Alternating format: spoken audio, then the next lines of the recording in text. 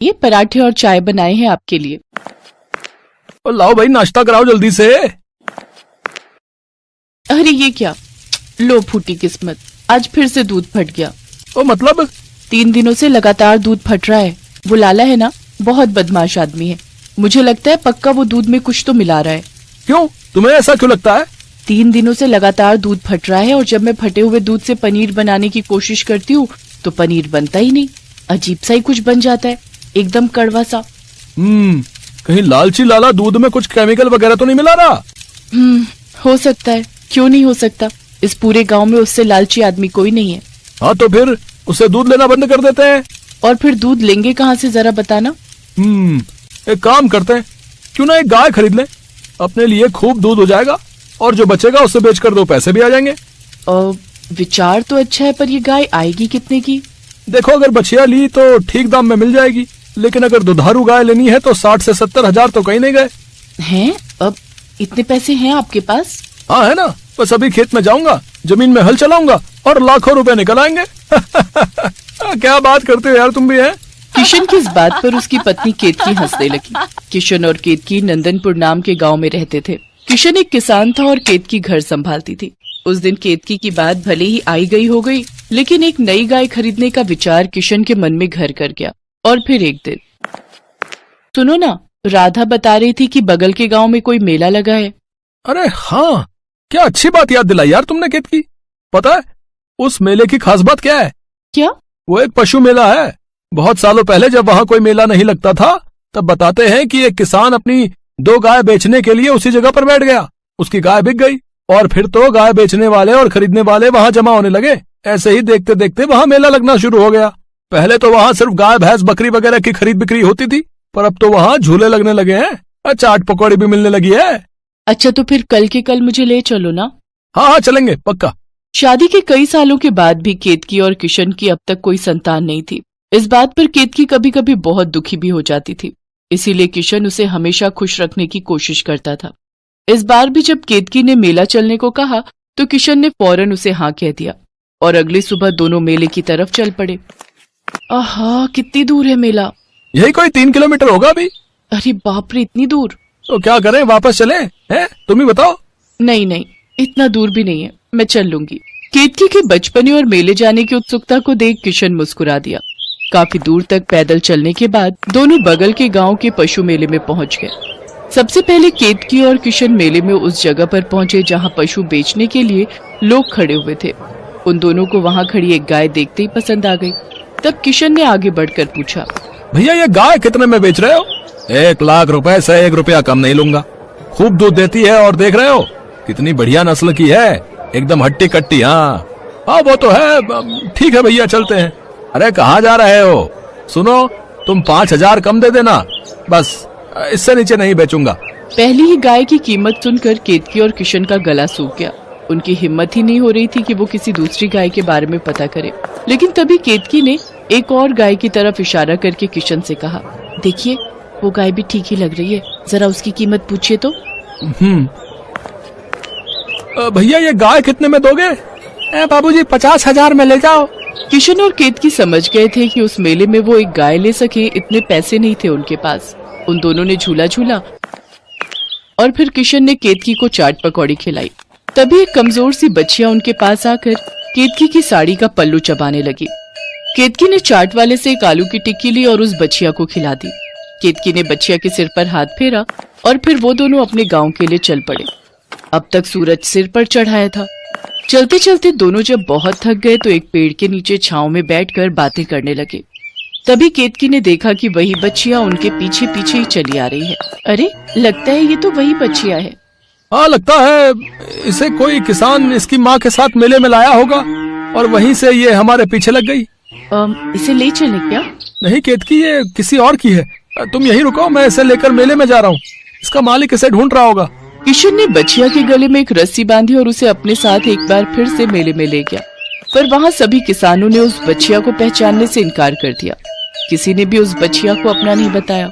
थक हार कर किशन बच्चिया को लेकर फिर से अपने गांव की तरफ चल पड़ा और फिर घर पहुंचकर, क्या हुआ? मैं समझ गया, ये बच्चिया इतनी छोटी और कमजोर है ना, इसलिए कोई इसे लेने को राजी नहीं है। हाँ तो कोई बात नहीं, आज से हमारी बच्चियां हो गई और इसका नाम मैं रखूंगी मंगो। किशन का अंदाजा बिल्कुल ठीक था। वो बच्चियां वाकई बहुत कमजोर थी, इसीलिए उसके असली मालिक ने उसे मरने के लिए छोड़ दिया था। उधर उस बच्चिया के आने के बाद से केतकी और किशन की जिंदगी बिल्कुल बदल गई। अब किशन रोज उसके लिए खेतों से हरी हरी घास लाता और इधर केतकी दिन भर उसका ख्याल रखती। बच्चिया की हालत में सुधार होना शुरू हो गया था, लेकिन होनी को कुछ और ही मंजूर था। एक दिन बच्चिया की तबीयत अचानक बिगड़ गई और वो लगातार उल्टियां करने लगी। पहले से कमजोर बच्चिया उल्टियों की वजह से जमीन पर गिर गई। ये देखकर किशन और केतकी घबरा गए। केतकी उसकी हालत देखकर जोर जोर से रोने लगी। हिम्मत रखो केतकी, कुछ नहीं होगा मंगो को, सब ठीक हो जाएगा। एक तो हमारी वैसे भी कोई औलाद नहीं है, मंगो को मैंने अपनी संतान ही मान लिया था। आप कुछ भी कीजिए पर इसे बचा लीजिए। केतकी की बात सुनकर किशन ने भी ठान लिया कि मंगो को बचाने के लिए वो पूरी ताकत लगा देगा। वो फौरन गांव के डॉक्टर को बुलाकर लाया, लेकिन उसकी दवाई से भी मंगो को कोई आराम नहीं मिला। तो किशन ने एक छोटा ट्रक किराए पर बुक किया और फिर केतकी और किशन मंगो को लेकर शहर के महंगे अस्पताल पहुंचे। वहां डॉक्टर्स ने बताया कि मंगो को एक गंभीर बीमारी है और उसके इलाज के लिए मंगो का ऑपरेशन करना होगा और उस ऑपरेशन में पूरे 1 लाख का खर्च आने वाला था। इतने पैसे हम कहाँ से लाएंगे केतकी? मैं अपने सारे सोने के गहने बेच दूंगी, पर अपनी मंगो को कुछ नहीं होने दूंगी मैं। मंगो की खातिर केतकी ने अपने सारे गहने बेच दिए। उसका ये त्याग रंग लाया और मंगो का ऑपरेशन सफल रहा। कुछ ही दिनों में मंगो पूरी तरह से ठीक हो गई और कुछ महीनों बाद मंगो एक सामान्य बच्चिया की तरह उछलने कूदने भी लगी। उसे देखकर केतकी और किशन बहुत खुश थे। ऐसे ही वक्त गुजरता चला गया और फिर एक दिन, अजी सुनते हो? हाँ, क्या हुआ? देखो तो, शायद मंगो दूध देने लगी है। अरे वाह, ये तो बहुत ही अच्छी बात है। चलो एक काम करो, तुम दूध निकालो और आज शाम को उसी दूध की खीर बनाना। केतकी और किशन बहुत खुश थे। उस दिन मंगो ने सिर्फ 1 लोटा दूध ही दिया, लेकिन केतकी को भरोसा था कि वक्त गुजरने के साथ मंगो के दूध की मात्रा बढ़ जाएगी। पर आगे जो होने वाला था उसके बारे में केतकी ने कभी सपने में भी नहीं सोचा था। शाम को जैसे ही केतकी ने मंगो के दिए दूध को उबाला तो वो फट गया और ये देखकर केतकी की सारी उम्मीदें टूट गई। चिंता मत करो केतकी, हमारी मंगो बीमार थी ना, इसलिए ऐसा हुआ होगा। तुम एक काम करो, इस दूध को बांध कर रख दो, सुबह पनीर की भुजिया बनाएंगे। कपड़े के अंदर सफेद पनीर की बजाय सोने की एक सिल्ली थी, जो बिल्कुल उसी आकार की थी जितना छेना मंगो के दूध से निकला था। केतकी ने फौरन ये बात किशन को बताई। किशन हैरान था। अब केतकी और किशन सब कुछ समझ गए थे कि उनकी मंगो कोई साधारण गाय नहीं थी, बल्कि वो तो सोने का दूध देने वाली एक अनोखी गाय थी, जो अब केतकी और किशन की सारी परेशानियों को दूर करने वाली थी। अन्नपूर्णा घर में अकेली रहती है। उसकी उम्र 50 साल है। उसका बेटा सुरेश अमेरिका में नौकरी करता है और वहीं पर एक गोरी मेम से शादी करके बस गया है, लेकिन वो अपनी माँ को पैसे नहीं भेजता है, इसीलिए अन्नपूर्णा बहुत गरीब है। उसके पास सिर्फ एक गाय है, उसका नाम है मालती। अन्नपूर्णा मालती का दूध बेचकर अपना पेट पालती है। सुन मालती, तुझे पता है मेरा बेटा अमेरिका में बहुत बड़ी नौकरी करता है। वो जब लौट कर आएगा तब देखना मेरे लिए कितना कुछ लाएगा। अन्नपूर्णा की आंखों में बहुत सारे सपने हैं अपने बेटे को लेकर, लेकिन सुरेश उसकी माँ को कभी याद भी नहीं करता। कुछ दिन बाद शाम को अन्नपूर्णा जब खाने का इंतजाम कर रही थी, तब अचानक से वहाँ सुरेश अपनी विलायती बहू के साथ आता है। माँ, मैं आ गया हूँ। अपने बेटे को देखकर अन्नपूर्णा खुशी से पागल हो जाती है। अरे बेटा, तू अचानक से कैसे आ गया? वो बात यह है कि मेरी नौकरी चली गई है। अच्छा, इसीलिए माँ की याद आ गई। अब ठीक है बेटा, कोई बात नहीं, कुछ दिन घर पर आराम कर। सुरेश की बीवी का नाम रोजी है। वो कहती है, क्या हम यहाँ रहेंगे सुरेश, इस छोटे से घर में? कितनी बदबू है यहाँ पर। हाँ बहू, वो मेरी गाय है ना मालती, उसी के गोबर से थोड़ी दुर्गंध फैलती है, तो निकाल दो उस गाय को। अरे ऐसे कैसे निकाल दूं, उसी से तो मेरा पेट चलता है। सुरेश रोजी को मना लेता है। अन्नपूर्णा उन दोनों को अपना कमरा दे देती है और खुद घर के बाहर मालती के पास सोती है। अगले ही दिन से रोजी हल्ला मचाने लग जाती है। वो सुबह उठकर कहती है, इतनी देर हो गई फिर भी मुझे मेरी ग्रीन टी नहीं मिली, कहाँ है मेरी ग्रीन टी? सुरेश अन्नपूर्णा से कहता है। माँ क्या कर रही हैं आप? मेरी पत्नी विलायती है, उसका ध्यान तो रखना पड़ेगा ना। ठीक है बेटा, मैं अभी बना देती हूँ। लेकिन अन्नपूर्णा को ग्रीन टी के बारे में कुछ भी नहीं पता है। वो मालती के ताजे ताजे दूध से चाय बनाकर रोजी के पास ले जाती है। दूध से बनी चाय देखकर रोजी एक झटके में चाय का कप फेंक देती है। अन्नपूर्णा को बहुत बुरा लगता है। रात को रोजी सुरेश से कहती है, सुनो, मैं ऐसे यहाँ नहीं रह सकती। अरे रोजी, कुछ ही दिन की तो बात है, रह लो ना। नहीं, तुम्हारी माँ गवार है। ये घर तो तुम्हारे नाम पर है ना, इसे बेच दो और चलो किसी अच्छे से होटल में रहते हैं। अगले दिन सुरेश घर बेचने के बारे में अन्नपूर्णा को बताता है। अन्नपूर्णा रोते हुए कहती है, ये क्या कह रहा है बेटा? इस घर में तेरे बापू की यादें हैं। तभी वहाँ गांव के मुखिया चले आते हैं और कहते हैं, हाँ, ऐसे घर कैसे बेच दोगे तुम? तुम्हारी माँ कहाँ रहेगी फिर? वो सब हमें क्या पता, ये घर सुरेश के नाम पर है। हम ये घर बेचकर चले जाएंगे। आप होते कौन हो हमारे बीच में बात करने वाले? मुखिया जी बहुत अपमानित महसूस करते हैं। सुरेश घर बेच देता है और अपनी बीवी को लेकर वहां से चला जाता है। वो दोनों एक महंगे से होटल में रहने लगते हैं और इधर अन्नपूर्णा अपनी प्यारी गाय मालती को लेकर रास्तों पर निकल पड़ती है। वो बहुत उदास है और उसकी आंखों में नमी है। ये क्या हो गया भगवान, अब मैं क्या करूं? मेरे खुद के बेटे ने मेरे साथ धोखा कर दिया। अन्नपूर्णा बस दूध बेचती रहती है और उससे जो थोड़े बहुत पैसे मिलते हैं वो उससे अपना गुजारा करती है। वो रास्ते में रहती है। इसी तरह कुछ दिन बीत जाते हैं। मालती एक दिन किसी के खेत में घुस जाती है और घास खाने लगती है। ये देखकर खेत का मालिक मालती को भगा देता है और अन्नपूर्णा को आकर धमकी देता है, देख बुढ़िया, तेरी गाय अगर मेरे खेत में दोबारा घुसी तो मैं इसे मार डालूंगा। कोई उपाय न देखकर मालती एक चाय की दुकान के पास जाती है। वहां चाय के पत्तों का ढेर पड़ा हुआ था। मालती वही खाने लगती है। वो बहुत सारे चाय के पत्ते खा लेती है। उसके बाद वाले दिन सुबह अन्नपूर्णा जब मालती से दूध निकालने जाती है तब एक चमत्कार हो जाता है। दूध के बदले चाय निकलने लगती है। अन्नपूर्णा चौंक जाती है।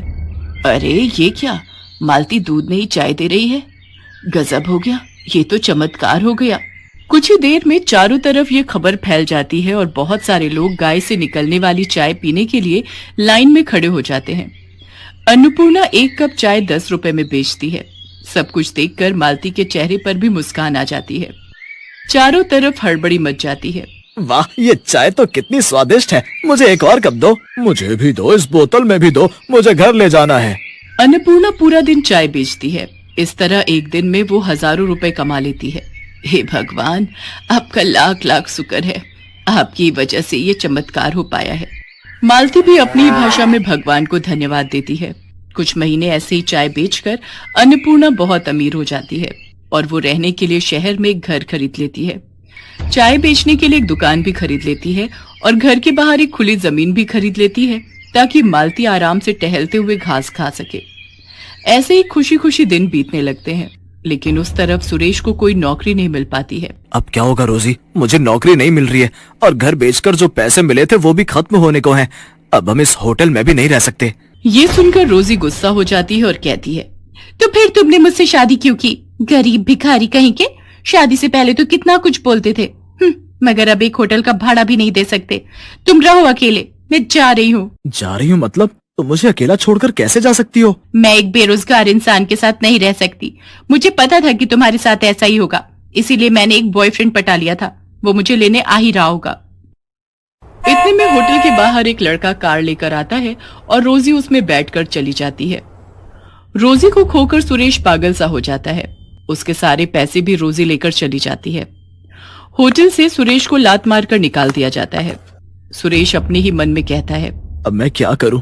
माँ के पास लौट जाऊं? नहीं नहीं, मैं माँ को अपना चेहरा कैसे दिखाऊं? सुरेश पागलों की तरह रास्तों में घूमता रहता है और भीख मांगकर अपना पेट पालता रहता है। एक दिन घूमते घूमते उसे चाय देने वाली गाय के बारे में पता चलता है, लेकिन उसके पास पैसे नहीं हैं। वो लाइन में खड़ा हो जाता है और अपनी बारी आने पर कहता है, क्या आप मुझे एक कप चाय दे सकती हैं? मुझे बहुत तेज भूख लगी है, लेकिन मेरे पास पैसे नहीं है। सुरेश को देखकर अन्नपूर्णा तुरंत पहचान लेती है। अरे बेटा तू? माँ, आप? अन्नपूर्णा सुरेश को गले लगा लेती है और रो पड़ती है। सुरेश भी रो पड़ता है। वो अपनी माँ को सब कुछ बताता है।